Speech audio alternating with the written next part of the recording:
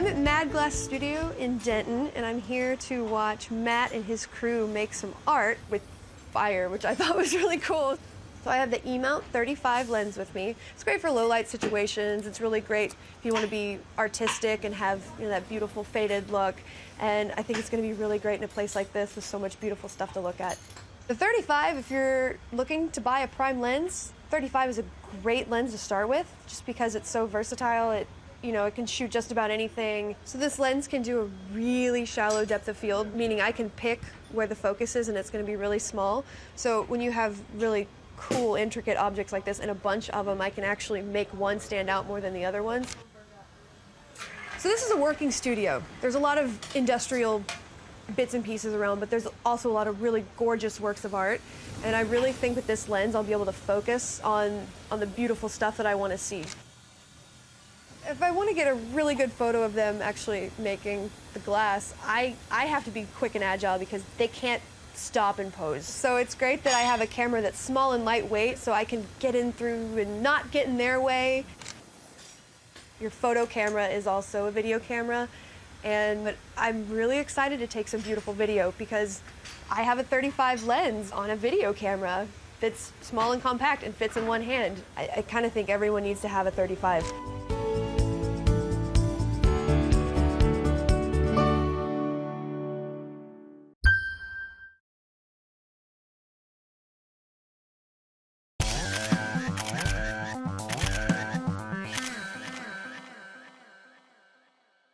The Sigma 17 to 50 mm f2.8 EXDC lens is a world-class lens for photographers who want the utmost in image quality in a fast, constant aperture standard zoom designed specifically for APS-C DSLRs.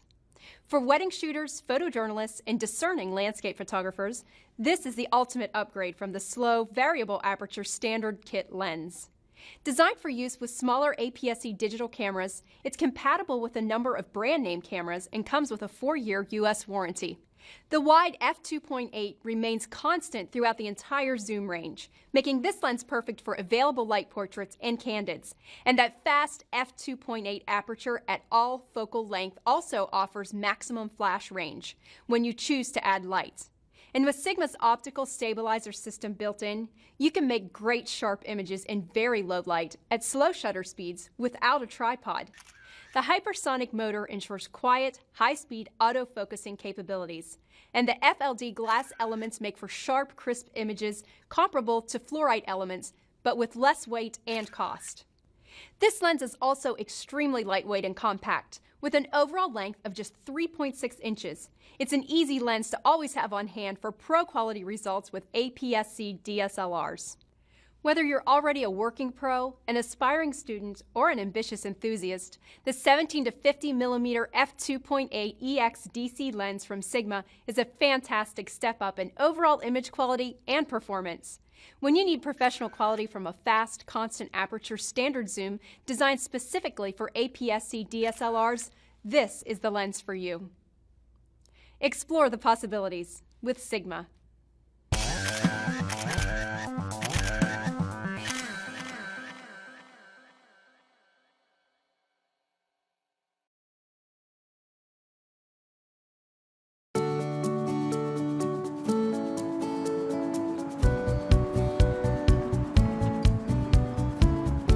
The Lakewood Theater's been shot countless times, but never looked at it through a fisheye before. Fisheye lenses create a really cool effect. They distort things. It's like adding your peripheral vision into a picture that's this big. So I chose the fisheye today because I really wanted to look at the theater a whole new way. And I really wanted to bring a light camera with me. Fisheye lenses tend to be a little heavy. There's a lot of glass in them. So I'm going to use one of my alpha lenses with the NEX camera, and I'm going to do it with the E-mount adapter. One of the reasons fisheye lenses are really good for architecture and things like that too is because you're always going to get a really deep depth of field, meaning the entire picture is going to be in focus. It's like looking through a peephole. Kind of takes the edges and curves things. It almost squeezes everything in and stretches it out for just a really cool, kind of dreamy effect. You're not going to get this effect with any other lens. I wanted to show off the tall spire and kind of create a gradual curve with it because it's not curved, it goes straight up and down. But fisheye lenses kind of make everything on the edges of the photo look like they're reaching up towards something. I've found that when you're shooting with a fisheye, it's really good to walk around a lot and try a lot of different angles because you really cannot predict what your photo's going to look like until you actually take it.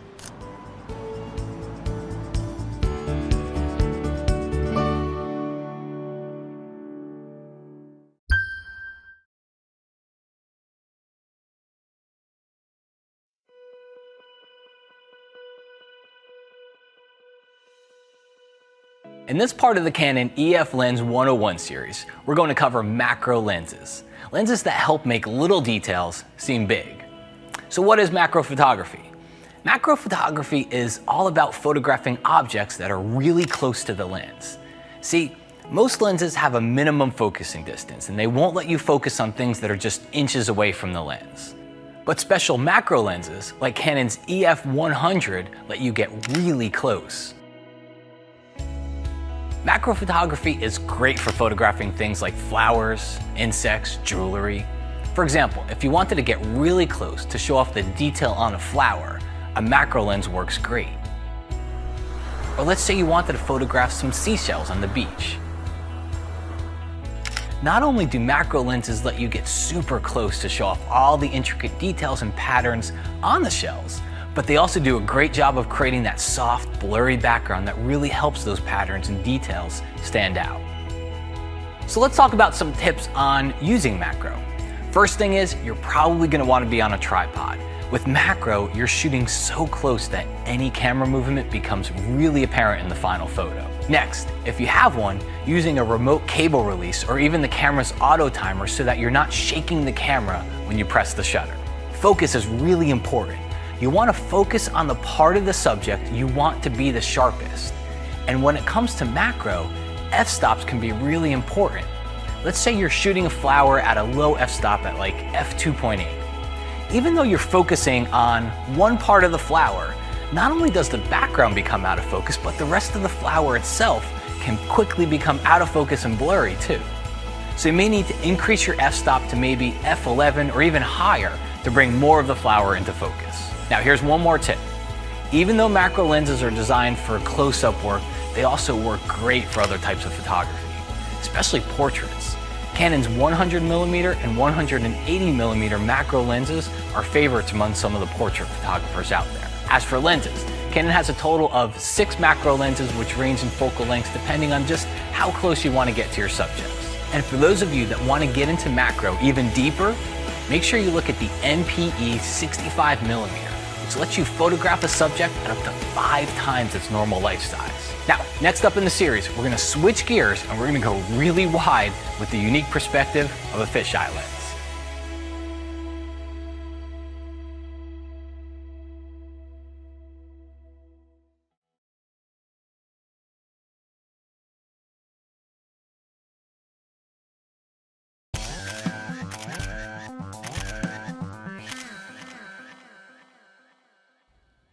One of the most fascinating areas in the world of photography is the tiny realm called macro photography. This is an exploration of objects in nature, everyday items we might find around the house, or photographing items like jewelry, postage stamps, or other collectibles. The Sigma 50mm f2.8 DGEX macro provides the most affordable entry into this fascinating world. This large aperture normal focal length lens provides superior image quality and is perfect for beginners in the area of macro. Macro photography is usually described as photographing objects at magnification ratios of 1:1, meaning that an object that is 1 inch long in real life is recorded as an image 1 inch long on the camera's sensor. Just imagine photographing a tiny insect and then making a 19-inch print in which that little bug is as large as the paper, 19 inches long. The possibilities can be really exciting, or maybe even a bit scary. Like all the lenses in Sigma's macro family, this affordable 50mm optic has a fast f2.8 aperture to let in as much light as possible. And like all the other Sigma macro lenses, it shoots down to the magic 1:1 magnification ratio. And like all the other Sigma lenses, the 50mm 2.8 is a true flat field lens, providing optimum performance even when photographing objects that require a high degree of sharpness and precision. Since it's the shortest focal length in the macro family, it allows you to work at very close distances to your subject, making it ideal for tabletop photography indoors. At its closest distance, you will be shooting only 7.4 inches from your subject. And same as the other Sigma macro lenses, the 50mm is a DG series lens, meaning that you can use it on any digital camera, whether you're shooting with a full-frame professional model or the more common APS-C format. It's available for many digital camera brands on the market. The 50mm can do double duty as a high-quality normal lens on full-frame cameras or as a great portrait focal length on the APS-C format.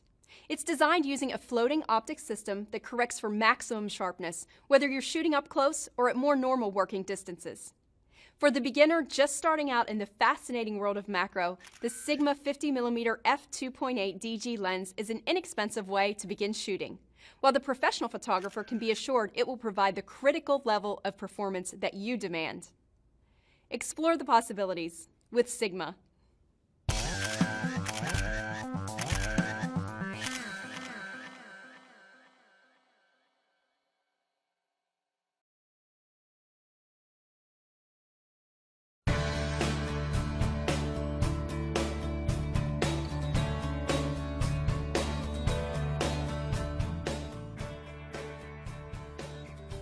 First one of these is the HVL F20S.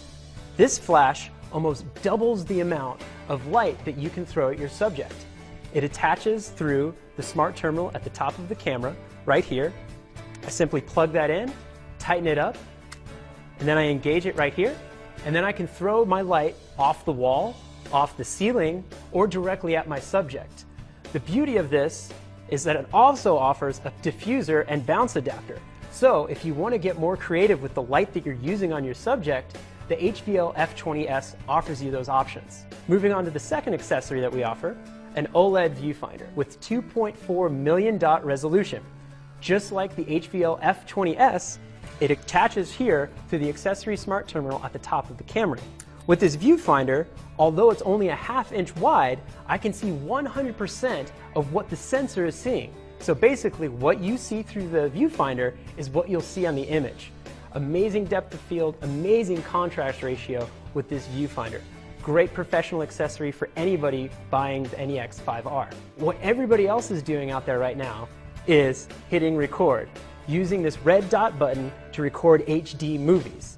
And what is video without sound? Sony's answered that question as well by offering the ECM SST1 microphone. This microphone, like the other two accessories I've shown, attaches through the smart terminal at the top of the camera.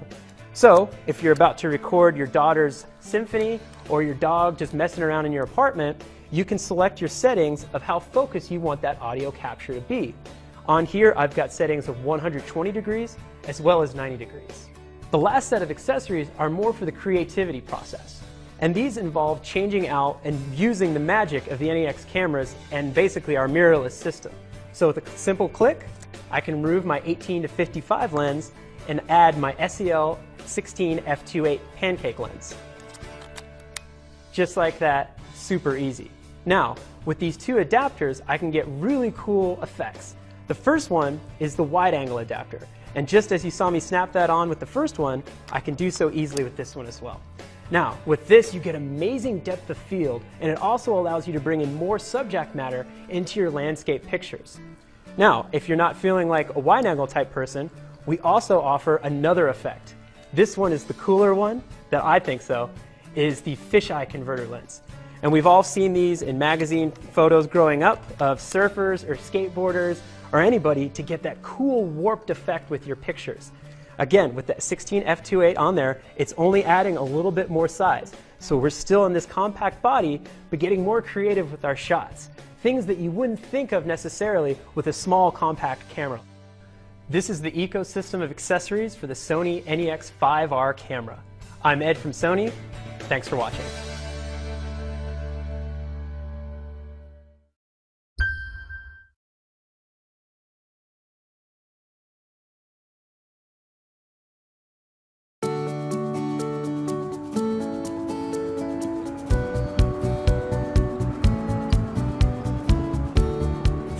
sometimes when you take pictures and you want a really good picture, you find yourself in the weirdest spots.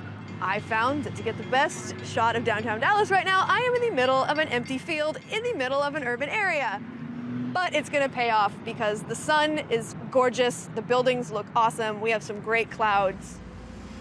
So right now, I'm using the 55-300 telephoto lens, and that's photographer jargon for, wow, this thing zooms in a whole lot. Kind of like a telescope. I love telephotos for things where you're physically unable to get close. You're at a sporting event and you have to sit in the bleachers. You're in a weird field out in the middle of nowhere and you want to shoot the top of a building. Telephotos are the best way to get that done. They're the only way to get that done. One thing that's kind of a problem when you're shooting zoomed in all the way on a telephoto lens, every little movement you make is actually magnified. Like half an inch turns into half a mile before you even know it. This camera has steady shot inside of it, which means the camera's making up for those little bitty shakes, and you're not gonna lose your photo. I am zooming in as much as I possibly can on downtown Dallas. And even though I'm this far away, I kind of feel like I'm on top of a building. I'm terrified of heights. And the only way I'm gonna get a good picture of the top of one of those buildings, other than climbing on top of it, is from way far away in this really hardcore zoom lens.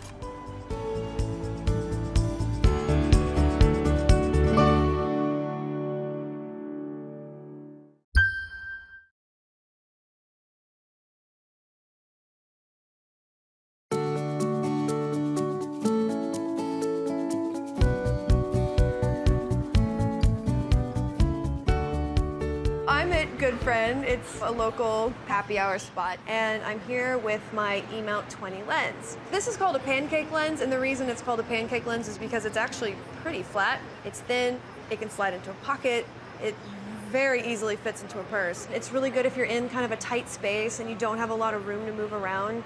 A wide-angle lens, I like to think of them as a way to take a step backwards if I'm unable to. It kind of give you a cooler perspective that you wouldn't have with your standard 35mm or 50mm lens. I'm hoping to catch some people on their way home from work, just trying to unwind. This is a great place to do it, and I find that when people are just kind of like in a natural habitat, they're more relaxed and it's easier to get really cool portraits of them.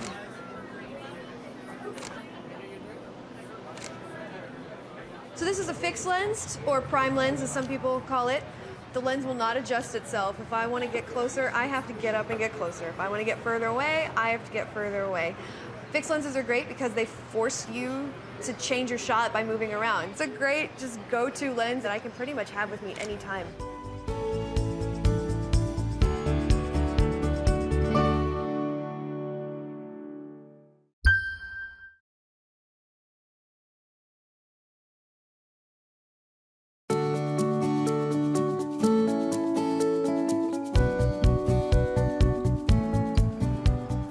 Season's like 2 weeks long. So I loaded up the car with my friends, and the first gigantic patch of bluebonnets we saw, I made them pull over, and we're gonna take a bunch of photos. I'm shooting with my NEX today because it's actually a big camera inside of a very small body. This is a 16-50 lens, which means it's a wide-angle zoom. I can do tons of stuff with it. I can shoot in the car. I can shoot in a big field and get portrait-style shots. And the best part is it came with this camera. People always ask me what I'm going to take pictures of. A lot of times I don't know until I get there. And the good thing about this lens is it's got a lot of versatility. It's wide angle, but it's a wide angle zoom, so things aren't going to be distorted, but I can distort things if I want to. I'm actually shooting through a bunch of bluebonnets, and they're so close to the lens that they're really blurry, but my friend is in focus, and it's actually making a really pretty artistic shot. So this lens is actually a retractable zoom lens. It fits easily in your purse, your backpack, wherever you need to store your camera. Since it is a wide angle, it's actually going to force me to move around a bit. I really like that. I think it makes you more creative, especially somewhere like this. It'd be silly if I stayed in one spot. So when you're dealing with your friends, sometimes it's really nice to have a teeny tiny camera like this because it's a good way to get people to relax. This is a sneaky little camera. I actually got some really great photos of my friends kind of acting goofy when they didn't know I was looking. They have no idea how great these photos are going to turn out. All right, guys, big smiles. you.